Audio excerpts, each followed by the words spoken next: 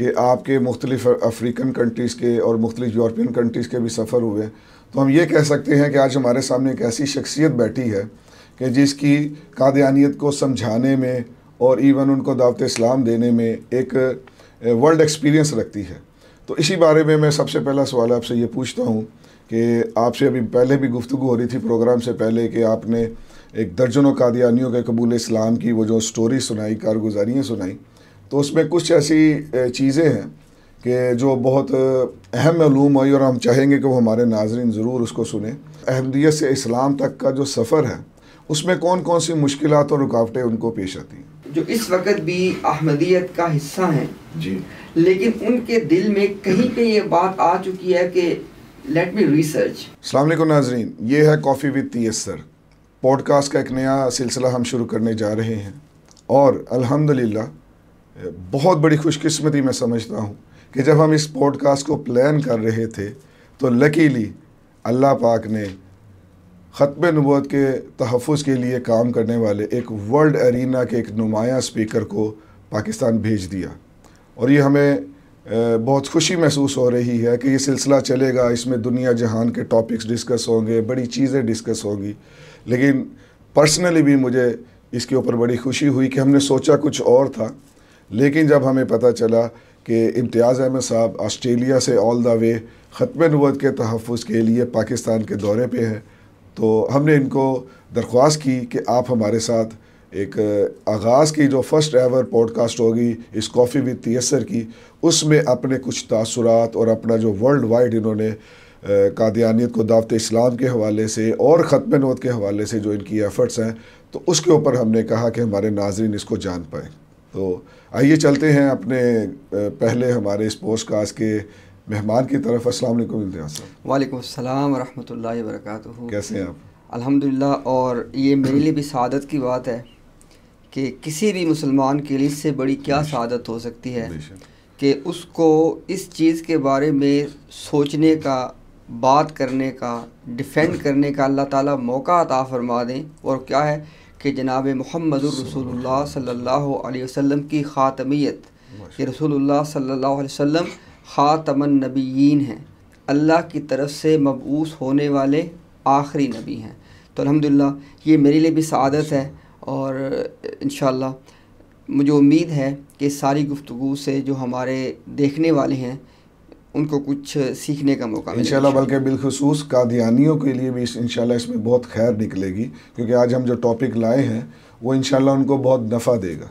इम्तियाज़ साहब, सबसे अहम सवाल जो मेरे ज़हन में इस वक्त आ रहा है वो ये है कि हम अपने इस मौजू की तरफ तो चलते हैं, लेकिन उससे पहले आप बताइएगा कि आपकी ये जर्नी ख़त्म नबूवत के इस सफ़र में, तहफ़्फ़ुज़ ख़त्म नबूवत के लिए, ये कब शुरू हुई और कैसे कैसे आप इसमें आगे बढ़ते गए? जी अल्हम्दुलिल्लाह, इसमें जहाँ तक तो बात है कुछ तैयारी के मराहिल का, इस सब्जेक्ट को पढ़ने का, तो उसका आगाज़ तो मैंने अल्हम्दुलिल्लाह 2019 में किया। लेकिन इन तमाम चीज़ों को किसी पब्लिक प्लेटफॉर्म पे लोगों के सामने रखने का जो सिलसिला है वो हमने शुरू किया 2023 से, और इस प्लेटफॉर्म का हमने नाम रखा द डायलॉग विद इम्तियाज़। माशाल्लाह। इसमें हमारा सोशल मीडिया में यूट्यूब पे भी इसी नाम से हमारा प्लेटफॉर्म है। जी बिल्कुल। फिर हमने कुछ महीने पहले इसको उर्दू में भी लॉन्च किया। हमारा इनिशियल तमाम काम इंग्लिश में था, माशाल्लाह। तो अभी हमने द डायलॉग विद इम्तियाज़ उर्दू को भी शुरू किया, इसी नाम से हम मौजूद है ट्विटर पे भी और तमाम प्लेटफॉर्म्स पे।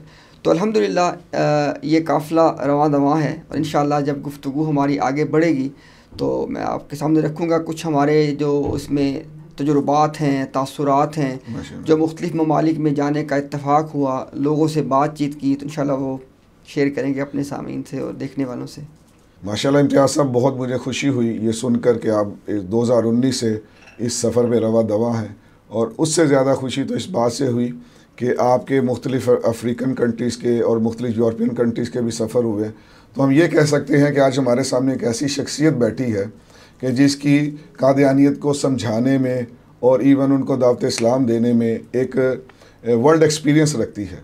तो इसी बारे में मैं सबसे पहला सवाल आपसे ये पूछता हूँ कि आपसे अभी पहले भी गुफ्तगू हो रही थी प्रोग्राम से पहले कि आपने एक दर्जनों कादियानियों के कबूल इस्लाम की वो जो स्टोरी सुनाई, कारगुजारियाँ सुनाई, तो उसमें कुछ ऐसी चीज़ें हैं कि जो बहुत अहम मालूम हुई और हम चाहेंगे कि वो हमारे नाज़रीन ज़रूर उसको सुने।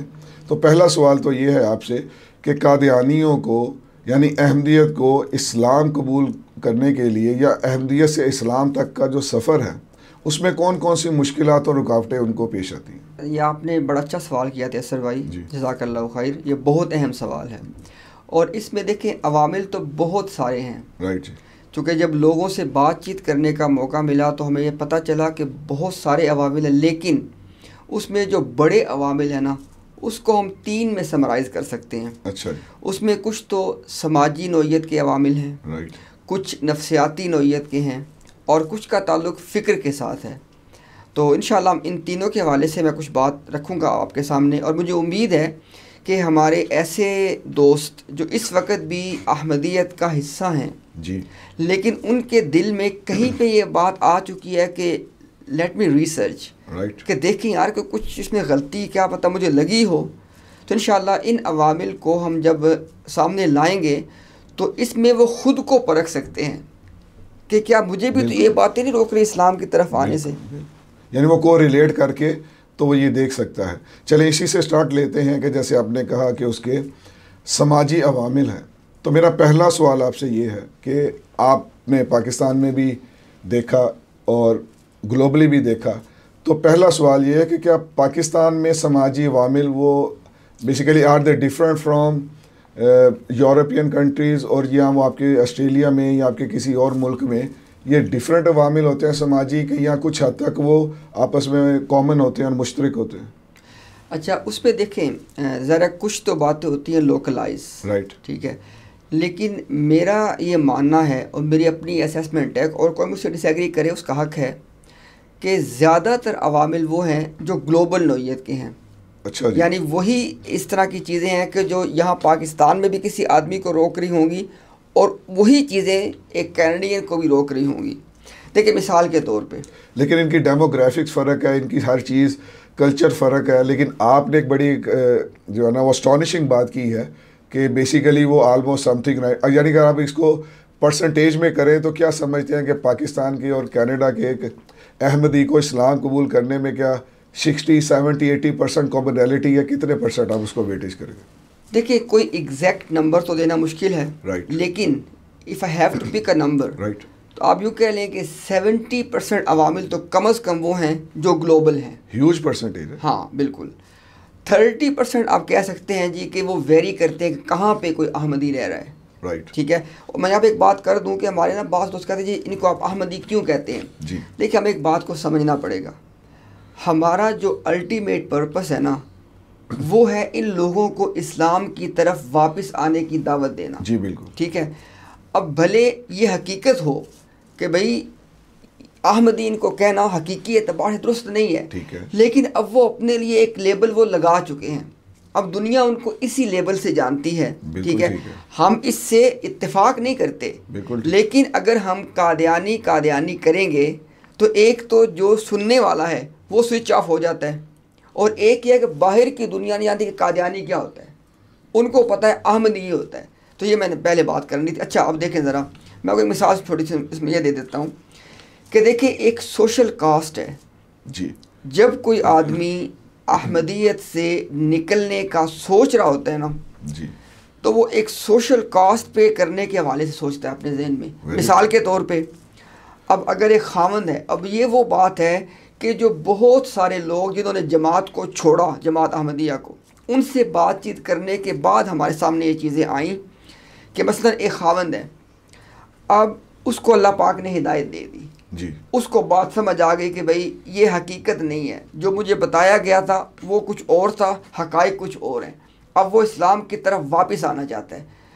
अब उसको आ गया ज़हन में दीगर मिसालों को अपने आसपास देख के कि मेरी बीवी शायद मुझे छोड़ जाए, हो सकता है कि मेरे बच्चे भी मुझे ना मिलें, और बहुत सारे मामलात में ऐसे होता है कि इंसान के जो तमाम के तमाम जो माशी मामलात हैं वो भी कनेक्टेड है जमात के अंदर जी, उन पे जद पड़ेगी। इसी तरह जो इंसान का पूरा एक सर्कल है, सोशल सर्कल, उसके दोस्त अहबाब हैं, उठने बैठने सारे के सारे जमात के अंदर हैं, they do not have any life outside of the जमात।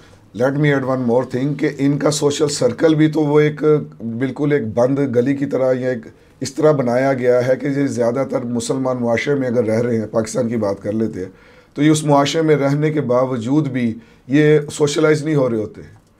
तो इसका मतलब है कि वो उसके लिए और ज़्यादा मुसीबत बन गई कि वो पहले ही तकरीबन 90% सिर्फ अपनी कम्युनिटी में रहता है, और मुसलमान अगर कोई जानता होगा तो शायद एक कोलीग जान लेगा या एक क्लास फेलो, और उससे भी छुपाया होता है कि मैं कादियानी हूँ, नहीं हूँ। तो इसी तरह जब ये इनकी सोशलाइजेशन पहले ही नहीं है, तो अब इस्लाम कबूल करने के बाद आप क्या समझते हैं कि इसको आप क्या वेटेज करेंगे कि वो उसको ये भी पता है कि मुझे अभी मुसलमान मुआशरा भी वैसा कबूल नहीं कर पाता, तो वो इस मसले को इसके साथ कपल करके देख रहा होता है, कम्युनिटी अपनी भी छोड़ देगी और मैं मुसलमान मुआशरे में मैं क्या फिट इन होता हूँ कि नहीं होता, इस पे वो कितना ज़्यादा वेटेज देता है या सोचता है।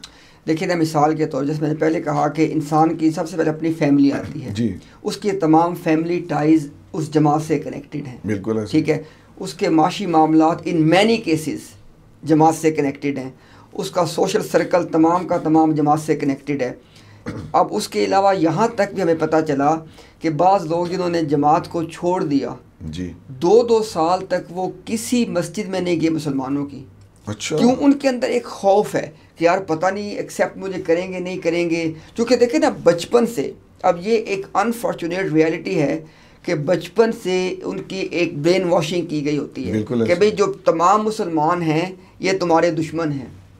उसके लिए इस्तिलाहात हैं, मुखालिफीन जमात, राइट, मुखालिफीन सिलसिला, ठीक है जी, और ये मौलवी, ये मुल्ला, ये शायद तुम्हारे खून के प्यासे हैं। तो उनकी एक ब्रेन वॉशिंग की। अब ज़रा ये एक फितरी सी बात है ना कि एक छोटे से बच्चा जब 30-40 साल तक वो एक बात सुनता हुआ बड़ा हुआ है, ठीक है, तो अभी वो चीज़ें ओवरनाइट ख़त्म नहीं होती हैं, ठीक है। तो ये तमाम जिसमें जो तमाम समाजी अवामिल हैं, ठीक है, एक जब बंदा एक फ़र्द है माशरे का, ठीक है, ये तमाम उससे जुड़ी तमाम बातें होती हैं, ठीक है। तो वो जब सोचता है कि अगर मैं जमात से निकल जाता हूँ तो मेरा क्या बनेगा। एक नौजवान आदमी जो कि जमात का हिस्सा है, उसने मैं अंडर ओथ इंशाल्लाह ये बात कर रहा हूँ, ठीक है, मैं अल्लाह को जवाब दूँ उस बात पे। उसने कहा इम्तियाज़ भाई मुझे सारी बात समझ आ गई है, लेकिन अगर मैं जमात को छोड़ने का सोचता हूँ ना तो मेरी कोई ज़िंदगी है ही नहीं है जमात से बाहर, ना मेरी फैमिली ना मेरा कुछ, और मैं कहाँ जाऊँगा। I have to start learning how to live again like a baby. इस पर एक बहुत अहम सवाल मेरे जहन में आ रहा है कि हम ज़्यादातर पाकिस्तान के लोग ये समझते हैं कि ये मसला कादियानी को सिर्फ पाकिस्तान में है, लेकिन हमारे सामने ये बात एक पेश की गई है साल से कि वो बहुत आज़ाद मुल्क है, लेट्स से कि कनाडा या अमेरिका या जर्मनी, तो वो बहुत आज़ाद मुल्क है। आपसे एक बहुत अहम तरीन सवाल यहाँ ये जहन में आ रहा है कि अगर वहाँ का कोई कादियानी छोड़ता है तो ऑब्वियसली वहाँ का लॉ एंड ऑर्डर बहुत उसको प्रोटेक्ट करेगा, तो क्या सेम यही थॉट प्रोसेस उसका वहाँ होता है, या उसको पता है कि बस मैं एक दफ़ा निकल गया तो फिर मेरे लिए बेड ऑफ रोज़ीज़ है लाइफ, या उसको वहाँ भी इतने ही मसाइल हैं। देखिए जहाँ तक तो उसके फैमिली के मामलात हैं कि he might lose his spouse, right, he might lose his kids, वो तो वहाँ पे भी ऐसे ही हैं जी, ठीक है। ज़रा बीवी की मर्ज़ी है, वो कहे जी कि मैं तुम्हारे साथ रहना चाहती हूँ, अगर तुमने छोड़ना है अहमदियत को तो मुझे तलाक दो, ठीक है, और बच्चे तो तुम्हें नहीं मिलेंगे जी। तो ये चीज़ तो हर जगह ये लोग फेस करते हैं। उसके अलावा देखिए बहुत सारे केसेस में क्या होता है कि जमात उनको वहाँ पे ले के गई होती है मुख्तलिफ तरीक़ों से, ठीक है, तो वो उसके एहसान के नीचे भी दबे होते हैं, पॉलिटिकल असाइलम होती है, और जमात बाकायदा उनको इस एहसान के नीचे रखती है कि हम तुम्हें वहाँ से उठा के यहाँ पे लेके आए हैं, ठीक है, हमने तुम्हें ये तमाम जो ज़िंदगी तुम आज जी रहे हो ना ये हमारी वजह से है कि तुम उस कंट्री से उठ के यहाँ पे आए, अब मज़े कर रहे हो। और सबसे बड़ी बात, जाओगे फिर वापस पाकिस्तान और ना कोई जॉब होगी और सिर्फ बिल ही देते रहोगे, तो यानी वो ये वाले हथकंडे भी फिर यानी सोच आती होगी। अब देखिए हालांकि अब जो बंदा वहाँ का नेशनल हो चुका है, ठीक है, उसको भी पता है कि उसको यहाँ से वापस तो नहीं भेज सकते ना, वो तो वहाँ का नेशनल है, ठीक है, लेकिन उसके बावजूद भी एक साइकोलॉजिकली बंदे को ना इस एहसान के नीचे ही रखते हैं कि भाई हमने तुम्हारे लिए सब कुछ किया, जब तुम आए थे हमने तुम्हें इतनी सपोर्ट की, फलां किया। मैं लिटरली एक आदमी से मेरी मुलाकात हुई अपने वहाँ पर ऑस्ट्रेलिया में, किसी और शहर में वो रहता है, उसके 5 बच्चे हैं, ठीक है। वंस अगेन जमात ने तो एक ही बात करनी है, मौलवी झूठ बोल रहे हैं, ठीक है, हम जमात को खुश नमे करना, हमें अल्लाह को अपने राज़ी ठीक करना है ना। यकीन करें कि मेरी उससे बात हुई, उसके अपने अल्फाज थे कि इम्तियाज़ भाई मैं कीचड़ में गिर गया था। यानी जब मैं अहमदी हो गया इट मीन्स कि मैं कीचड़ में गिर गया। बस कोई नाजुक ऐसे लम्हात थे कि मैंने ये फैसला कर लिया किसी वजूहात की बुनियाद पे, अब मैं इससे ताइब हो चुका हूँ। ठीक है जी, ठीक है, और मैं जमात को छोड़ना चाहता हूँ।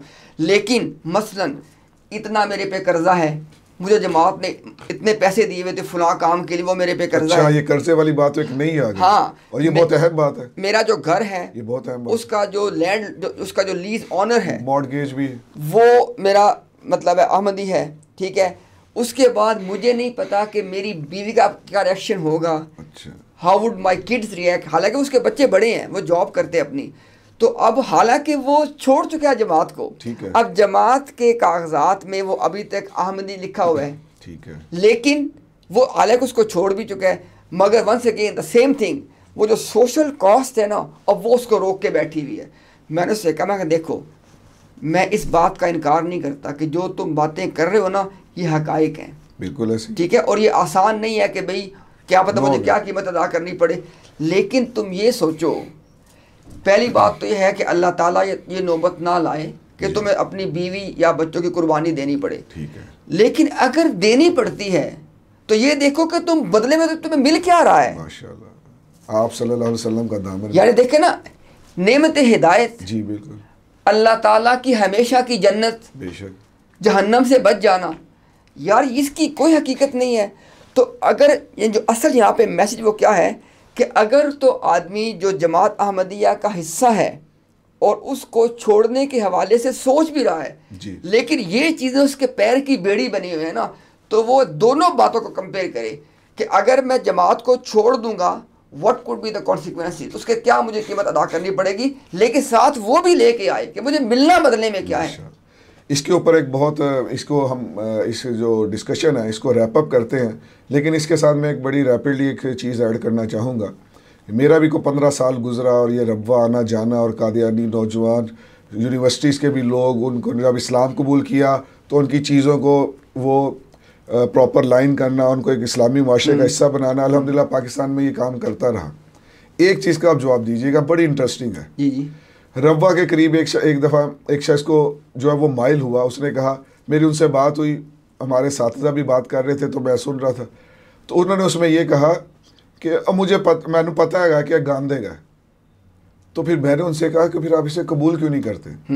तो यकीन जानी बड़ी अजीब बात कही उन्होंने, और वो आपकी वही समाजी बात को और खोल के बयान करती है। उन्होंने कहा कि पुत्र मेरी 3 धीयां नूं तलाक हो जाएगी।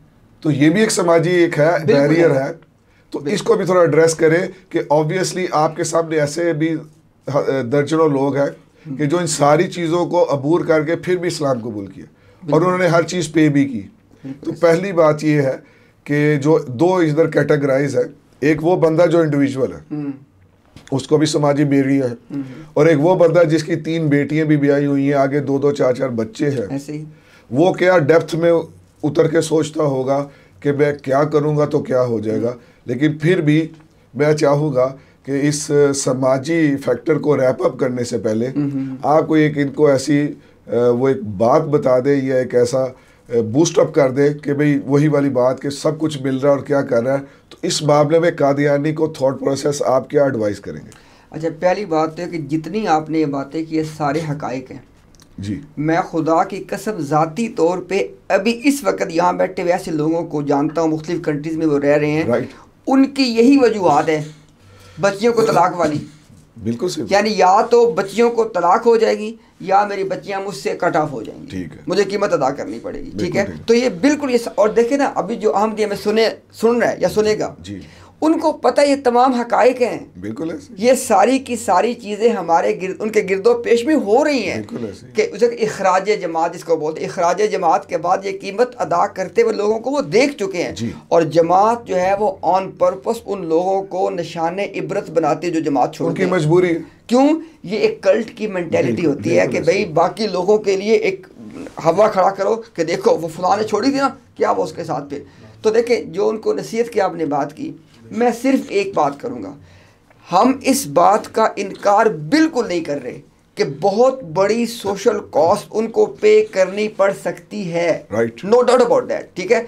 हमारी बस एक दरख्वास्त है, रसूलुल्लाह सल्लल्लाहु अलैहि वसल्लम के दामन से वाबस्ता हो जाना, अल्लाह ताला की रज़ा के साए में आ जाना, अल्लाह ताला की जहन्नम से बच जाना, जन्नत में दाखिल हो जाना। ये वो अजर भी तो देखे ना, जब वो अजर और जो अर्निंग उसके बदले में है उसको करेंगे, एक पलड़े में रख के देखेंगे ना, फिर काश को देखेंगे तो अल्लाह के कसम काश कुछ भी नहीं है। मैं कहता हूँ बंदा खुद खुशी से तमाम बर्दाश्त करेगा, लेकिन unfortunately in most of the cases they only look at the cost. जी ऐसे ही है, बिल्कुल ऐसे ही। अच्छा, इसके साथ हम इसको कपल करते हैं, बेसिकली ये जो समाजी फैक्टर है, ये तो इसका एंड रिजल्ट एक आ रहा है सामने कि अगर कोई इसको 1 साल से सोच रहा है, लेट्स से ना, अगर कोई कादियानी वो इसको 1 साल से सोच रहा है, तो इसका मतलब है कि वो 6-7 माह बाद तो शायद कोई नफसियाती मरीज नहीं बन जाता होगा कि हक बिल्कुल आश्कार हो गया है और वो अंदर से उसको कह रहा है कि भाई इसको कबूल कर लो, लेकिन ये सारे फैक्टर्स हैं, तो अब वो इसको एक नफसियाती प्रॉब्लम भी खड़ी हो गई, यानी समाजी थी अब नफसियाती भी हो गई। तो नफसियाती जो इसके फैक्टर्स बनते हैं उसको अब आप कुछ एलेबोरेट करें और कुछ बताएं कि आपका जो तजर्बा है कादियानियों का इस बारे में वर्ल्ड वाइड, तो उसमें आपने कैसे नफसियाती मसाइल पाए और क्या आप जो लोगों ने इनको अबूर किया तो उन्होंने कैसे अबूर किया और आप क्या एडवाइस करेंगे, ये तीनों बातों पे आप बात कीजिए। अच्छा इम्तियाज़ साहब, अगले सवाल पे चलने से पहले आपसे बहुत ज़्यादा माजरत कि मेरा गला कुछ स्मोक की वजह से कुछ अरसे से ख़राब चल रहा था, और लेकिन आपका ये पाकिस्तान में आना एक शॉर्ट नोटिस पे और ये थोड़े से टाइम पीरियड के लिए ये इतना अहम था। फिर ये जो टॉपिक है ये मैं समझता हूँ कि ये भी कादियानियत के हवाले से सबसे अहम तरीन टॉपिक है कि आपके उस वर्ल्ड वाइड एक्सपीरियंस की वजह से उनमें से जो कादियानी इस थ्रेश होल्ड पे है, इस वो एज पे खड़ा है और इन नफसियाती और इसके जो फ़िक्री और समाजी उसके रुकावटें हैं, अगर वो आपसे सुन लेगा तो इंशाल्लाह वो इसको को रिलेट करके तो अपना ईमान बूस्ट करके तो हजूर पाक सल्लल्लाहु अलैहि वसल्लम के दामन से हमेशा वाबस्ता हो सकता है। तो नाज़रीन, आपसे भी यही दरख्वास्त है कि आप देख सकते हैं कि मेरा गला किस हद तक ख़राब है, लेकिन सिर्फ इसलिए कि इस बीमारी के बावजूद भी हमने सोचा कि ये प्रोग्राम और इनकी आमद इतनी अहम है, तो इसलिए हमने इस प्रोग्राम को फिर भी करने का फ़ैसला किया है। और आपसे यही दरख्वास्त है कि आप भी इस गले ख़राबी की माजरत कबूल करते हुए आप इसको आखिर तक देखिए और इसको और ज़्यादा फैलाइए कि ताकि कादियानी जो भी इसको सुनकर वो अपने इस्लाम में दाखिल होने को बूस्टअप कर पाया, तो हमारा ये प्रोग्राम जो है वो सक्सेसफुल होगा। देखिए ना, अब वही बात है कि अगर एक आदमी को हक बात समझ आ गई है जी, अल्लाह ने उसके ऊपर हक को आश्कार कर दिया, उसको हक की मारिफत हासिल होगी, अब उसके बाद वो किसी भी वजह से उस हक को कबूल नहीं कर रहा, ही और she is going to live a dual life. Right, एक दोहरी शख्सियत बनती है उससे बंदे की कि अंदर में कुछ और चल रहा है, बाहर पब्लिक में कुछ और फेस लेके चल रहा है। तो इस हक को कबूल ना करने की एक बहुत बड़ी कॉस्ट उनको इन एनी केस अदा करनी पड़ेगी। तो ये जो टूट फूट है, और ये टूट फूट भी सबसे हाई लेवल की होगी ऑब्वियसली, कि एक तरफ हक है और एक तरफ जो है वो बातिल है, तो फिर इसको वो कैसे इसका जब मुकाबला करे, कैसे इस वेंचर से बाहर आए, इसके लिए क्या आप उसको एडवाइस करेंगे? देखिए, एक तो मैं ये अर्ज़ करूँगा कि ऐसे अहमदी हजरात जो इस तमाम से गुज़र रहे हैं, मेरी सबसे दरख्वास्त है कि सहाबा कराम की ज़िंदगी को पढ़ें। मैं एक नाम ले देता हूँ, हज़रत मुसअब बिन उमैर रज़ी अल्लाह तआला अन्हु। माशाल्लाह, एक मरतबा ना कुछ वक्त निकाल के पढ़ लें कि जिन सोशल कॉस्ट और फलां कास्ट को आप काउंट कर रहे हैं ना, आपको लगेगा इसकी कोई हैसियत ही नहीं है। बिल्कुल ऐसे, ठीक है, लेकिन आगे देखिए फिर बात, आज जो आदमी भी सीरत से वाकिफ़ है उसको इस बात का इल्म होना चाहिए कि मदीना के अंदर जो इनकलाब बर्पा हुआ है उसमें कहीं पे आपको मिलेगा फाउंडेशन के अंदर जो मेहनत है वो हज़रत मुसअब बिन उमैर रज़ियल्लाहु अन्हु की है। जी बिल्कुल। और दूसरी बात ये देखें ना, उन्हें कॉस्ट तो अदा करनी पड़ेगी, वो सिर्फ देख रहे हैं कि छोड़ने की कॉस्ट क्या है, माशाअल्लाह। अगर हक को जानने के बावजूद नहीं छोड़ोगे ना तो तुम्हें कॉस्ट फिर भी अदा, उसे कहते नफ्सियाती कॉस्ट जी, एक दोहरी शख्सियत, बिल्कुल, डिप्रेस्ड, एंग्जाइटी। क्यों? अल्लाह ताला की एक नेमत थी, नेमत हिदायत, बेशक, जो अल्लाह ने तुम्हें देने का फैसला कर दिया था, माशाअल्लाह। अब तुम उसको दुत्कार रहे हो, अल्लाह माफ करे, बेस्ट पॉइंट, ठीक है, तो फंस गए ना जी बिल्कुल। तो उनको देखना चाहिए पड़ेगा हम या ये है या ये है। लेकिन सहाबा कराम को जब वो ज़िंदगी को उनको जब पढ़ेंगे ना तो उन्हें पता चलेगा कि ठीक है वो फैमिली से भी कटे, उनके कारोबार भी चले गए, लाइफस्टाइल भी चले गए, लेकिन जब तक ये दुनिया रहेगी लोग पढ़ेंगे कि मुसअब बिन उमैर कौन थे। अच्छा, इसका एक और भी हमने देखा है, पाकिस्तानी वर्जन देखा हमने इसका, कि जो कादियानी हक़ को अच्छी तरह जान लेते हैं और दिल में मान लेते हैं, लेकिन वो अपने समाजी या किसी और फैक्टर्स की वजह से इस्लाम में दाखिल नहीं होते, तो अक्सर एंटेंगल्ड बिटवीन इस्लाम एंड कादियानियत के एक एज पे खड़े हो जाते हैं, जिसको डॉगमेटिक उनके हो जाते हैं या एथिस्ट बहुत होते हुए कादियानी देखे, क्योंकि ऑब्वियसली उसको तो वो जान गए कि वो तो हक हो ही नहीं सकता और हक को कबूल नहीं कर रहा कि कुर्बानी देनी पड़ेगी। तो ये जो बीच में लटक के फिर एथिस्ट रहते हैं या कुछ रहते हैं, ये उनके लिए आपकी क्या एडवाइस है? अच्छा देखिए, अब और ये है भी तादाद में बहुत, आपका एक्सपीरियंस तो ज़्यादा होगा वर्ल्ड वाइड। अच्छा देखिए, एक तो ना बहुत एहतराम से एक अर्ज़ करनी ये कि हम देखिए जो बातचीत कर रहे हैं ना उस पे ठंडे दिल से हमारे अहमदी हज़रात गौर करें इस बात के ऊपर। बिल्कुल ठीक है। मेरी ये असेसमेंट है कि उनकी एक बहुत बड़ी तादाद वैसे ही दहरियत का शिकार हो चुकी है। बिल्कुल ठीक है। यानी मोजज़ात के हवाले से उनके जो उनके मज़हब में जो बात सिखाई जाती है जी, या जो दीगर चीज़ें हैं वो ऑलरेडी वहीं पे खड़े हैं। ठीक है। तो ये वो जो एक ग्रुप है ना कि जो हक़ को कबूल नहीं कर रहा, अब आपकी बात बिल्कुल दुरुस्त है, उनकी एक बहुत बड़ी तादाद भी दहरियत की तरफ ही जाती है। जी बिल्कुल। या तो वो मुतशक्किक बन जाएगा, एग्नोस्टिक। लेकिन एक यहाँ मैं सॉरी इधर रोक के ये बात पूछना चाहूँगा, लेकिन ये जो कादियानी कल्ट या जमात है, ये फिर इस दहरिये वाले को कादियानी ही काउंट करके तो उसमें क्यों राज़ी है?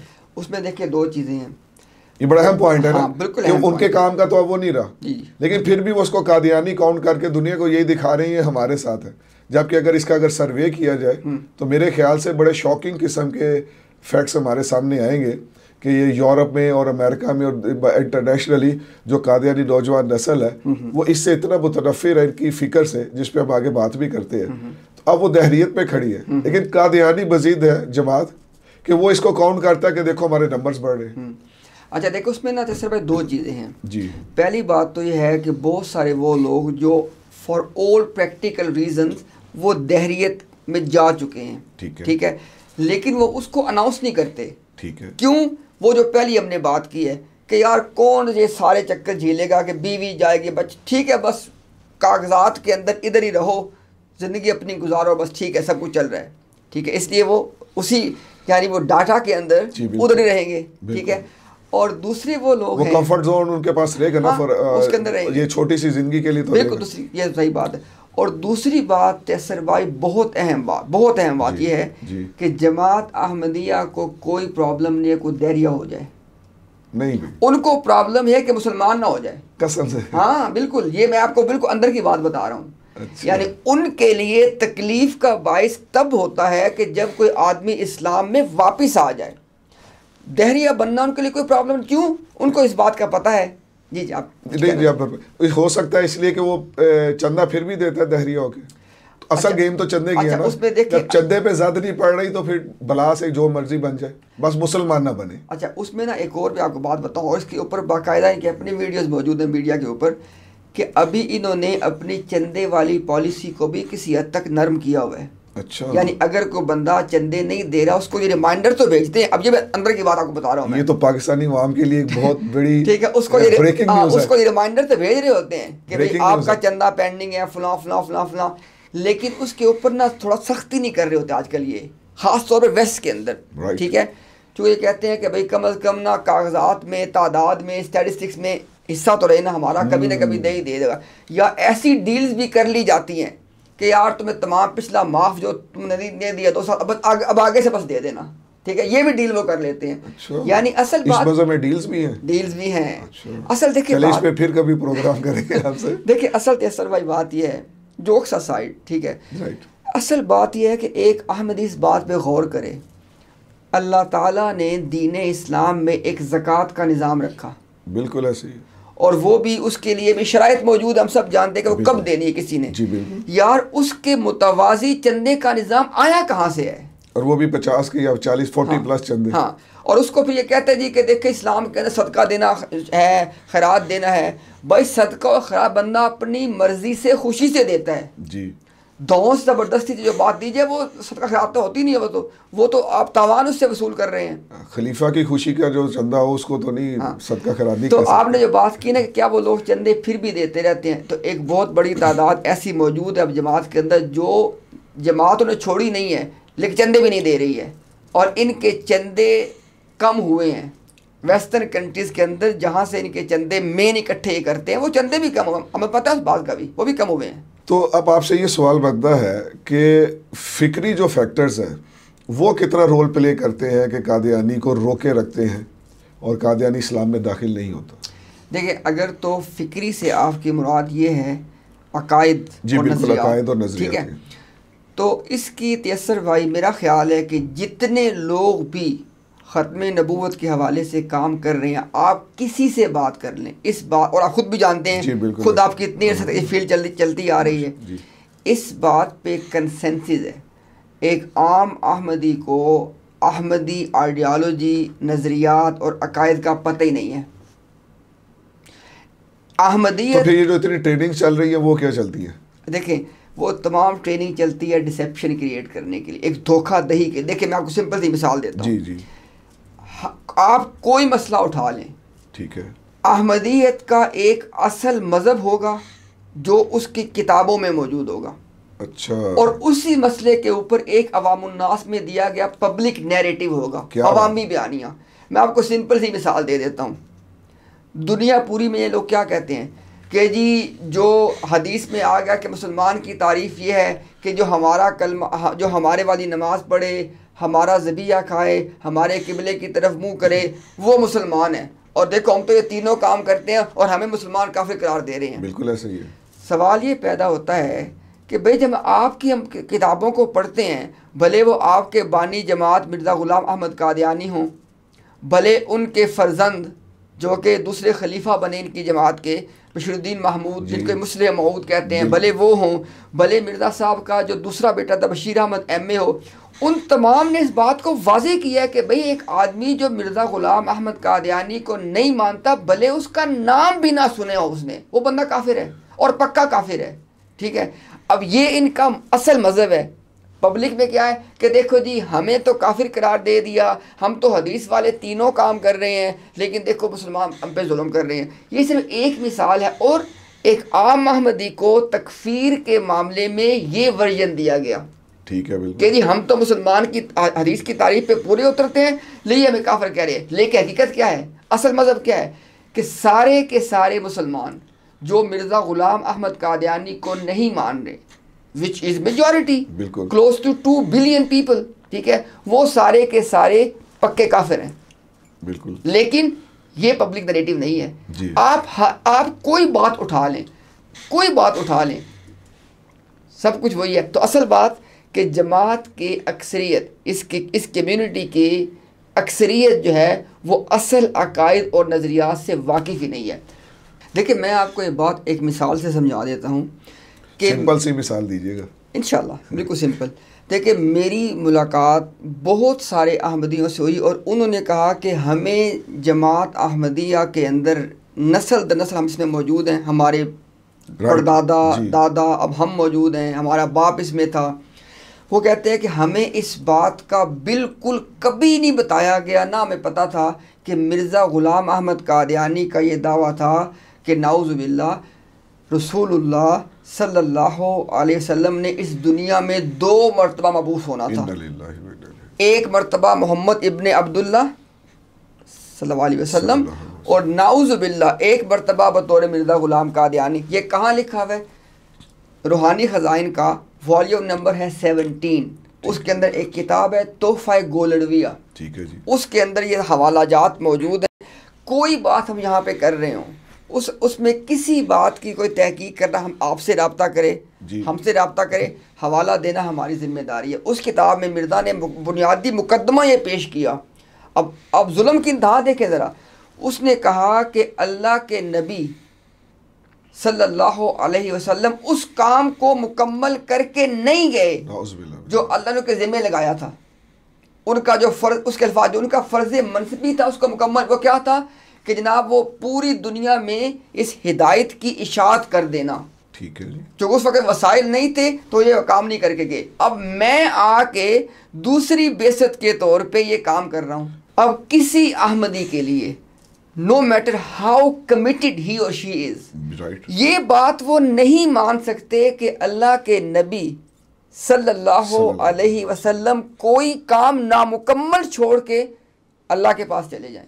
लेकिन मिर्ज़ा ग़ुलाम कादियानी ने ये बुनियादी मुकदमा पेश किया कि मैं दूसरी बेसत हूँ। और गैस व्हाट, जमात अहमदिया ने कहा कि ये जमात अहमदिया का असलुल उसूल है। अच्छा, यानी it is the essence of all principle. वो क्या है? नाउज़ुबिल्लाह, मसीह मऊद मोहम्मद अस्त व आईने मोहम्मद अस्त, नाउज़ुबिल्लाह। ये उसके अपने अल्फाज हैं इनके। कहते जी कि मसीह मऊद यानी मिर्ज़ा साहिब वो मोहम्मद है, नाउज़ुबिल्लाह, और आईने मोहम्मद हैं। अब हमने जब ये बातें इनकी आवाम के सामने रखी, अब वो बजाय इसके तहकीक करें जी, दे आर इन डिनायल। क्योंकि वो कहते हैं ये बात वो कैसे कर सकते हैं, वो तो आप सल्लम के गुलाम थे। अब उनको क्या बताया गया? अब सारी जिंदगी आप देखें ना कि जिसने 30 साल जो है किताबों में यही इबारत देखी है कि वो गुलाम थे, आशिक़े रसूल थे, तो ऑब्वियसली उसको वो इतना क्विकली तो उसको ये हजम भी नहीं होगा। ये जो आपने बात फरमाई है ये बहुत अहम बात है। और मुझे अपने जो ख़त्म नबूवत के इस आगाही के कैरियर में आप यकीन जानिए कि हंड्रेड्स एंड हंड्रेड्स ऑफ हमने लेक्चर्स दिए, और लेक्चर्स में यही होता था कि हाफ उसका पोर्शन होता है ख़त्म नबूवत की उसकी फजीलत समझो, और हाफ पोर्शन होता है कि इसके कुफरी अकायद क्या है। तो तकरीबन ज़्यादातर लोग पहली दफ़ा देखते हैं। तो मैं आपको अगर बताना शुरू करूं तो कभी किसी कराची के डॉक्टर ने, कभी किसी BS के लड़के ने मुझे इस तरह उन्होंने कहा कि तेसर साहब यार आपने हमें स्लाइड्स में इनके अपने ओरिजिनल स्कैन्स जो है वो दिखाए हैं और आपने 15 दिखा दिए, और यार ये तो 2 देखने के बाद हम इसको देख नहीं सकते। तो वो जो कादियानी नस्ल है वो इन सारों को उनके घरों में पड़ी है, देखती है, पढ़ती है, वो कैसे इस यानी कि इस फिक्र के साथ जो है वो फिर भी सारी ज़िंदगी गुजार देते हैं, कैसे उसके साथ वो अटैच रहते हैं। ये $1 मिलियन क्वेश्चन मुझे भी ज़ाती तौर पे बहुत तंग करता रहा कि भाई इतनी वाज़े देखने के बाद तो with in a friction of second उसको फैसला कर लेना चाहिए कि ये जो नज़रियात और अकायद है ये इस्लाम का तो यानी किसी सूरत हो ही नहीं सकते। इस सवाल का जवाब दे, क्योंकि मुझे ये सवाल बहुत ज़्यादा होता है बिलखुसूस कॉलेज यूनिवर्सिटीज़ में। अच्छा देखिए, आपने बहुत अच्छा सवाल किया, और ये वाक़यातन सवाल पूछा जाता है कि भाई अगर ये सब कुछ ऐसे ही है फिर ये लोग वहाँ पे कैसे बैठे हुए हैं। एक तो हमने जवाब दे दिया, अक्सरियत को पता ही नहीं कि तमाम की तमाम बातें किताबों में मौजूद हैं। बिल्कुल ठीक। ये है बुनियादी वजह, उनकी लाइल्मी, उसको ये कल्ट इस्तेमाल करता है और उनको रिटेन करके रखता है। अच्छा, दूसरी बात यह है कि अगर किसी आम अहमदी की रसाई इन इबारतों तक हो जाए, वो किसी मुसलमान आलिम की, किसी दाई की बात को सुन लें जी, तो उसके बावजूद भी एक और प्रॉब्लम शुरू हो जाती है। वो क्या है कि जमात मुसलसल एक चीज़ उनको बचपन से बता रही है, मौलवी झूठ बोलता है। अच्छा, यानी बावजूद इसके किताब में सामने चीज़ मौजूद है, उसको दिखाई जा रही है, तो वो कहेंगे कि भाई जो कुछ ये तुम्हें बताने की कोशिश कर रहे हैं ना वो गलत है, ये बात लिखी हुई है, इसके तो मानी फुला फुला है, और उसकी बहुत कोई दूर की तावील करके उसको ये मुतमईन करने की कोशिश कर। क्यों? एक आम अहमदी और मुसलमानों के दरमियान कम्युनिकेशन का बहुत बड़ा गैप है, जो सिस्टमेटिकली जमात अहमदिया ने क्रिएट किया कि ताकि अव्वल तो ये हमारी बात सुने ना, अगर कभी इनके कान में कोई बात पड़ जाए तो उसको ये माने ना। मेजॉरिटी ऑफ जो है ना Ahmadis they are in denial कि किताबें, ये बातें किताबों में मौजूद हैं, ठीक है। और जो फिर उनको किताबों में देख लेते हैं वो उस बयानिए के बाद जो जमात ने इनको दिया कि मौलवी झूठ बोलता है। क्या कादियानी इतना सादा है? नेट पे सारा कुछ मौजूद है, ठीक है, सैकड़ों प्रोग्राम है और वो सारे सबूत हाजिर हैं उनके सामने। जी जी।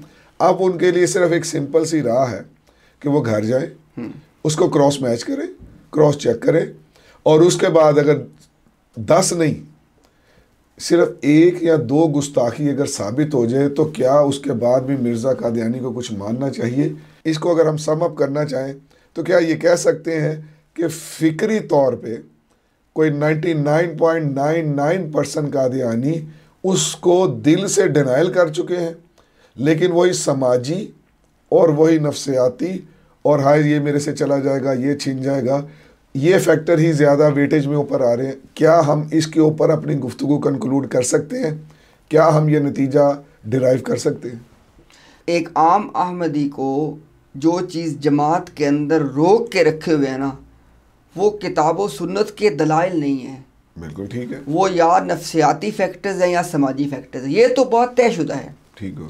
अभी जिस बात को हमने टच किया कि फ़िक्री हवाले से, तो उसमें हमने कहा कि भाई वो पहले तो लाइल्म होते हैं, जब बताओ दे गो इन डिनाइल कि नहीं हो सकते, नहीं हमें तो भाई बताया गया कि मिर्ज़ा साहब तो गुलाम अहमद थे, वो ये कैसे कह सकते हैं, फलां कैसे है, फलां कैसे। अच्छा बिल्कुल बिल्कुल ऐसे ही। अब हमारे उलमा उनको एक ही बात समझाने की कोशिश करते हैं कि देखें आप और हम भी उनको यही बात कहेंगे कि ज़िंदगी में ना सिर्फ एक मरतबा वो बातें जो मुसलमान अपने मुकदमे के तौर पे आपके सामने रख रहे हैं ना, ठीक है, उसकी खुले ज़हन से तहकीक कर लें, भले आप ना माने उसको, ठीक है, एक बार तहकीक कर लें। बहुत अच्छा पॉइंट। और हमने तैसर भाई, मैं इस बात को यूं कंक्लूड कर देता हूँ ना, बहुत अच्छा पॉइंट। तैसर भाई मैंने अल्लाह पे तवक्कुल करते हुए, और अदनान रशीद भाई जो हमारे हैं, अदनान रशीद भाई इस पूरे काफिले के अमीर हैं, सलार है जी, वो रूह रवां हैं। बहुत खूब। हम सब उनके छोटे छोटे सिपाही के तौर पे इस बड़े काज को लेके चल रहे हैं। ठीक है, अल्लाह ताला से दुआ है इंशाअल्लाह कि अल्लाह ताला इस काम को समर आवर करे। अब देखें ज़रा, मैंने और अदनान रशीद भाई ने ऑन रिकॉर्ड ये बात की, मैंने कहा दुनिया की किसी कोर्ट में हमें ले जाओ, हमारा एक मुकदमा है और हम इसको अंडर ओथ बयान कर रहे हैं और किसी कोर्ट में जाने को तैयार हैं। वो क्या है? बहुत खूब। मिर्ज़ा गुलाम अहमद कादियानी ने कहा कि अल्लाह के नबी ईसा अलैहिस्सलाम वो शराबी थे, नाउज़ुबिल्लाह मिन, और उनके कंजरियों के साथ ताल्लुकात थे। अब मैं कहता हूँ हमारे गले पाइप पड़ने की बजाय यार हमें कहीं ले जाओ, बिल्कुल जहाँ पे कोई हमारी बात भी सुने और आपकी बात भी सुने, फैसला कर दे। असल हो क्या रहा है कि कभी भी ना तारीख में हो चुका है बाय द वे कि जब एक ऐसा आदमी बतौर जज मुकर्रर कर दिया गया जो ना मुसलमान था ना अहमदी था, ठीक है, तो अल्हम्दुलिल्लाह उन मुनाजरे में मुसलमानों को फतह हुई है, हमेशा हुई है। और मैं कहता हूँ कि आज दोबारा कर लो। नहीं वो क्यों करेंगे? हाँ, उनको पता है कि ताकि देखिए क्यों जो आपने बात की ना, ताकि हम एक आम अहमदी के सामने मुकदमा को साबित कर दे। अब सवाल सिर्फ एक है, सिर्फ एक सवाल है। मैं कहता हूँ आम अहमदी अपने ज़मीर से एक सवाल पूछे, बहुत खूब, कि अगर ये बात साबित हो जाए कि जिस शख्स को आपने अल्लाह का नबी तस्लीम किया हुआ है, जिसके पीछे आपने अपने जन्नत को जन्नत का फैसला लगा दिया है, अगर ये बात साबित हो जाए कि वो शख्स ये दोनों बातों में ईमान रखता था कि नाउज़ुबिल्लाह ईसा अलैहिस्सलाम शराबी थे, नाउज़ुबिल्लाह, और उनके ताल्लुकात थे कंजरियों के साथ, नाउज़ुबिल्लाह, मुझे ये कहते हुए तकलीफ हो रही है, लेकिन ये गंद, ये गलाजत आपके सामने हमें रखनी है। अब तहकीक कर लें, अगर ये बात साबित हो जाए क्या फिर भी आप अहमदियत में रहेंगे? और अगर साबित ना हो हम आपके मुजरिम हैं। अब इसके बाद हम उसको उनको क्या कह सकते हैं? खुद बताएं आप हमें। हमने तो अपना सब कुछ स्टेक पे लगा दिया ना। बिल्कुल जी, बिल्कुल, यही हम कर सकते हैं। इम्तियाज़ साहब आपका शुक्रिया अदा नहीं कर सकता कि आज के इस प्रोग्राम में मुझे अपने 15 साल के सफ़र पे रहने के बावजूद बहुत सी चीज़ें ऐसी हैं जो आज पहली दफ़ा मुझे क्लियर हुई हैं। और आप यकीन जानिए कि मैं आज के बाद कादियानियों से जब भी दावत इस्लाम में उनसे मेरी कोई इंटरेक्शन होगी तो आप यकीन जानिए कि मैं अपने आप को उस शूज़ में पुट करूँगा कि भाई मैं अगर इसकी जगह होता तो मेरी बेटियों को भी तलाक होने से हो सकती है, मेरा घर छिन जाएगा, मैं सड़क पे आ जाऊँगा, मेरे बच्चों को ऊपर कोई छत जो है वो छिन जाएगी। तो ये फैक्टर्स, और फिर उसकी वजह से वो एक नफ्सियाती मरीज़ भी संभव बच चुका होगा। कि वो अगर इतने साल से वो अभी हक़ की तलाश में है, तो मैं आपका शुक्रिया अदा नहीं कर सकता कि आपने मुझे एक इतनी बड़ी चीज़ दी है कि जब तक तहफ़्फ़ुज़ ख़त्म नबूवत के इस मिशन कॉज पे रहेंगे, हम आज के बाद कादियानियों को ये लेवरेज देंगे कि हम उनकी इस चीज़ को पहले एड्रेस करें कि भाई आपको ये आपके समाजी और आपके ये तमाम मसाइल हल हो जाएंगे इंशाअल्लाह, और उसके बाद फिर उनको हम आगे इन कुफ्री अकायद से निकालने की दावत देंगे। मैं आपका शुक्रिया अदा करते हुए अपने नाज़रीन से ये बात कहना चाहूँगा कि इस सैर हासिल गुफ्तगू के बाद मेरा जो दिल चाह रहा है वो सबसे पहले मैं सैल्यूट करता हूँ उस कायनात के तमाम कादियानियों को कि जिन्होंने इतनी बड़ी नफ्सियाती जंग जीती, और जिन्होंने इतनी बड़ी समाजी जंग जीती, और जिन्होंने इतनी बड़ी कुर्बानियाँ देकर वो मुसलमान मुआशरे का हिस्सा बने। अब बिलीव यू मी कि हम यहाँ बैठे उसको एक्नॉलेज नहीं कर सकते, उसको असेस नहीं कर सकते। तो सबसे पहले तो मैं वंस अगेन उन सबको सैल्यूट करता हूँ कि जिन्होंने इतनी बड़ी कुर्बानियों के बावजूद मोहम्मद अरबी सल्लल्लाहु अलैहि वसल्लम के दामन से वाबस्ता होना उसको कबूल किया। और दूसरी बात, मैं अपने मुसलमान भाइयों से भी कहूँगा कि आपके भी जब कोलीग्स में या आपके कोई हमसाए में कोई कादियानी रह रहा है, तो आप भी मुसलमानों की जो तंजीमें हैं ख़त्म नबूवत की, उनके शोबा दावत इस्लाम के साथ जुड़कर इनकी नफ्सियाती और इनकी फ़िक्री और इनकी जो समाजी प्रॉब्लम्स हैं उसको जहन में रखते हुए इनके ऊपर मेहनत करें। इंशाअल्लाह अगली दफ़ा हम ऐसे ही किसी मसले के साथ फिर हाज़िर होंगे और हम मिल बैठ के सोचेंगे कि हम कैसे उसके लिए अपना पार्ट प्ले कर सकते हैं और कैसे वैल्यू एडिशन कर सकते हैं अपने मुआशरे में। अपना बहुत ज़्यादा ख्याल रखिएगा। जज़ाकल्लाह।